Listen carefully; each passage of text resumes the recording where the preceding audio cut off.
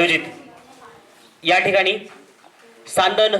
परिवार कार्यालय व आदिम सांस्कृतिक ग्रंथालय उद्घाटन सोहळा या उद्घाटन मी अगदी थोडक्यात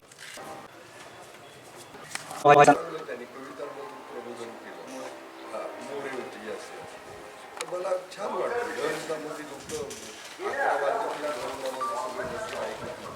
आणि मला वाटतं तसे जर प्रबोधन कार्यक्रम राहिले लोकांना नवीन काहीतरी मिळतं कारण तरुण काय गोष्टीला बळी पडायला तयार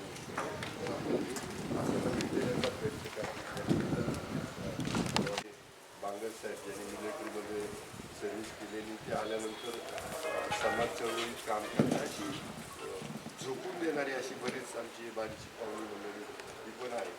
अशी भरपूर मंडळी पण त्यांच्यावरती जबाबदारी देणं गरजेचं आहे. ज्या दिवशी गाड्या न देता लोक तुमच्या सभेला येतील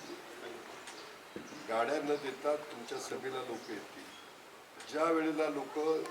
जेवणाची सभा झाल्यानंतर अपेक्षा करणार नाही अर्थात त्यांची गैरसोय होऊ नये म्हणून करणं आपलं बंधनकारक आहे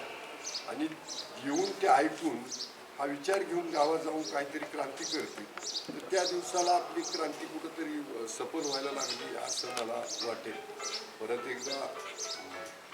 आपण सगळे उपस्थित झाला आपल्याला परत एकदा जाणीव करून देतो मी की मध्ये पुण्यामध्ये जो कार्यक्रम झाला राजू ठोकळ सरांच्या पुस्तकाचा अनावरण होतं आपण ज्या धनगरांच्या विरुद्ध जेजसऐवजी गोळा केला आणि या पुस्तक प्रकाशित झालं त्यावेळेला काही सामाजिक बांधव होते त्यामुळं हा कार्यक्रम आपण करू शकलो आणि आजही माझी व्यस्तता आहे त्यातून मी 10चा वेळ दिला होता थोडंसं मी 10चा 10:15 करण्याचा प्रयत्न केला पण पुढचा प्रोग्राम मला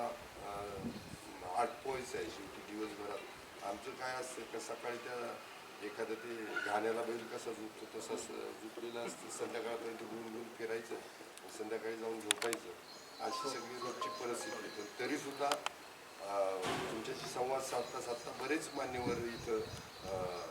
उपस्थित झाले सगळ्या मान्यवरांचं मनापासून स्वागत करतो आणि ह्या चळवळीला सांदन परिवाराला तर शुभेच्छा देतो पण ह्या वाचन चळवळीला